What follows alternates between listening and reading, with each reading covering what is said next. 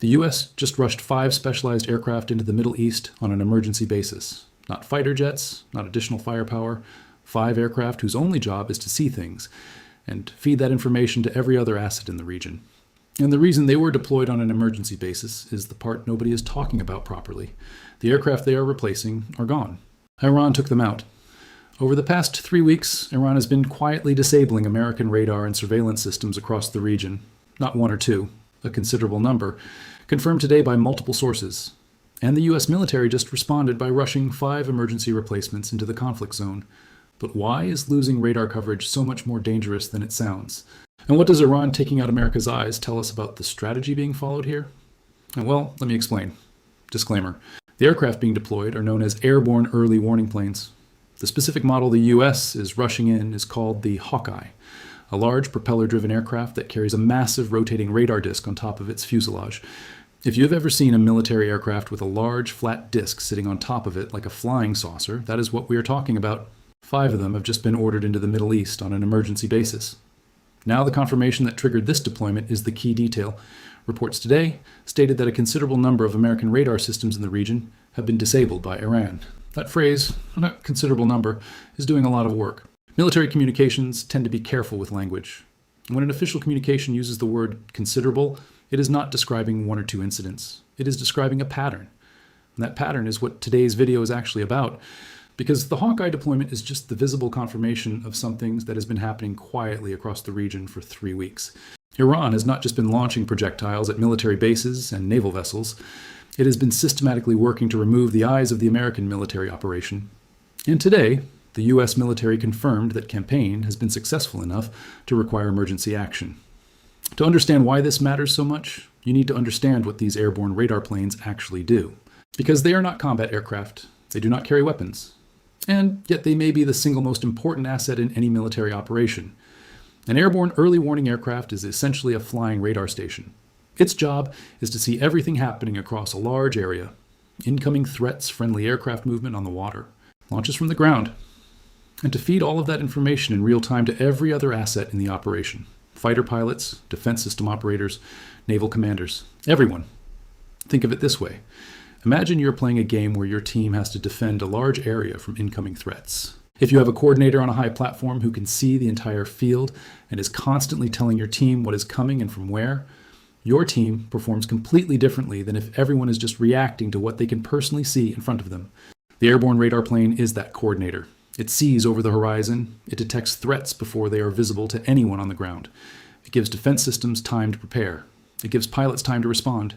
It is the difference between anticipating a threat and reacting to one after it is already close. Ground-based radar does a similar job, but ground radar has limitations. It can be blocked by terrain. It has a fixed position, and critically, it can be physically located and taken out, which is exactly what Iran has been doing. An aircraft flying at altitude does not have those limitations. It can move, it can cover a wider area, and it is much harder to locate and target than a fixed installation on the ground. That is why the US is replacing destroyed ground radar with airborne radar. It is faster and more flexible. But it also means those 5 aircraft are now carrying the surveillance responsibility of all the ground radar installations that were taken out, which makes them the most critical assets in the entire operation. Tell me in the comments, did you know what these airborne radar aircraft actually do before today? Because when I understood their role, the significance of 5 emergency replacements being deployed became immediately obvious. Drop your comment below. I read every single comment. Now, here's the layer of this conflict that almost nobody in mainstream coverage has been putting together properly. When people follow military conflicts, they tend to focus on the dramatic events, the large-scale operations, the naval engagements, the projectile exchanges. Those are the stories that make headlines. But running alongside those dramatic events, Iran has been conducting a quieter and arguably more strategically significant campaign. It has been systematically targeting the infrastructure that makes American military operations possible, not just the bases themselves, the radar systems, the early warning installations, the surveillance assets, the detection networks. Reports today confirmed that Iran has disabled radar systems across multiple locations in the region. In Bahrain, UAE, Kuwait, the radar infrastructure that was providing early warning coverage across the Gulf has been significantly degraded, and each time a radar installation goes dark, the detection window available to defense systems shrinks. This is a strategy with a very specific logic. If you cannot destroy your adversary's defense systems directly, because they are hardened, because they are mobile, because they have their own protection. You can degrade their effectiveness by removing the information those systems depend on. A defense system with no radar is like a goalkeeper with a blindfold. The capability is still there, but without information, it cannot function properly. The Hawkeye deployment today is the U.S. military's direct acknowledgement that Iran's radar targeting campaign has worked. You do not rush 5 emergency airborne surveillance aircraft into a conflict zone unless the ground-based surveillance architecture you are depending on is no longer reliable. Let us think about what partial radar coverage actually means in practice for a military operation, because the implications go beyond any single incident. Every decision made in an active conflict depends on information. Where are the threats coming from? How fast are they moving? How much time do defense systems have to respond? Which direction should interceptors be launched? All of that flows from radar coverage. When radar coverage has gaps, the answers to those questions become uncertain. Threats can approach from directions that are not being watched. Incoming projectiles can get closer before they are detected. Defense systems have less time to calculate a response. And in military operations, the difference between 5 minutes of warning and 2 minutes of warning can determine whether a defense succeeds or fails. We have already seen this play out in this conflict. Reports in recent days noted that defense systems in some locations were not registering incoming threats until they were already close, much closer than they should have been for a system operating at full capability.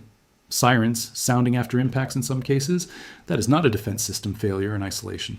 That is what happens when the detection architecture feeding information to that system has been degraded. The 5 Hawkeyes being deployed today are an attempt to rebuild that detection architecture from the air. They can be in position faster than rebuilding ground radar. They cover a wider area. And they are not fixed targets that can be located and taken out the same way ground installations can. But there are also 5 aircraft now carrying the surveillance burden of many destroyed ground installations, and that concentration of critical capability in 5 airborne platforms creates its own vulnerability. Iran systematically targeting radar and surveillance infrastructure rather than just going after military bases directly. Does that strategy tell you something about how this conflict is being approached? Tell me what you think in the comments. Now here is where today becomes even more significant, because the Hawkeye deployment did not happen in isolation. It happened on the same day as 2 other statements that together paint a very specific picture of where this conflict stands after 3 weeks. The first came from an Iranian military commander who stated publicly today that everything seen in this conflict so far represents less than 10% of Iran's actual capability. Less than 10%. After 3 weeks of the most intense regional conflict in decades, drone operations, projectile exchanges, naval engagements, radar installations taken out, airborne surveillance assets neutralized, an Iranian commander is saying that the world has seen less than 1/10 of what Iran is prepared to use. Whether that statement is accurate or is designed for psychological impact, it matters either way. Statements like that are not made casually. They are made when a side believes it has the leverage to back them up. The second came from Iran's own foreign minister, whose public post today confirmed something that DropSite News had reported and that the White House had pushed back hard against. The foreign minister confirmed that the U.S. has been privately reaching out through back channels seeking negotiations. He confirmed that Iran has not been responding to those outreach attempts. And he confirmed that, as far as Tehran is concerned, direct negotiations with Washington are not currently on the agenda. So, on the same day, the U.S. deployed 5 emergency radar aircraft to replace the ones Iran took out. An Iranian commander said they have barely started, and Iran's foreign minister confirmed the U.S. has been privately asking for talks that Iran is ignoring. Those 3 things happening on the same day are not separate stories. They are the same story told from 3 different angles. Where are you watching from tonight? Because 5 emergency aircraft deployed to replace the ones that were taken out tells a very different story than the one in the press conferences. Tell me your country in the comments. I read every single one. Here is where things stand tonight. The U.S. has just deployed 5 emergency airborne radar aircraft to the Middle East. Not because the operation is going according to plan, because the surveillance infrastructure it was depending on has been significantly degraded by Iran's systematic campaign against radar and detection assets across the region. Those 5 aircraft are now the most important surveillance assets in the entire operation. They are also, by definition, the most obvious next targets for a side that has already demonstrated it can locate and disable fixed radar installations. On the same day, Iran's military commander said publicly that what the world has seen represents less than 10% of their capability, and Iran's foreign minister confirmed that the U.S. has been privately reaching out for negotiations, and Iran is not picking up. Iran took out the radar. The U.S. sent replacements, and the replacements are now the most critical and most exposed assets in the region. That is not a footnote in this conflict. That is the story of where the situation actually stands right now.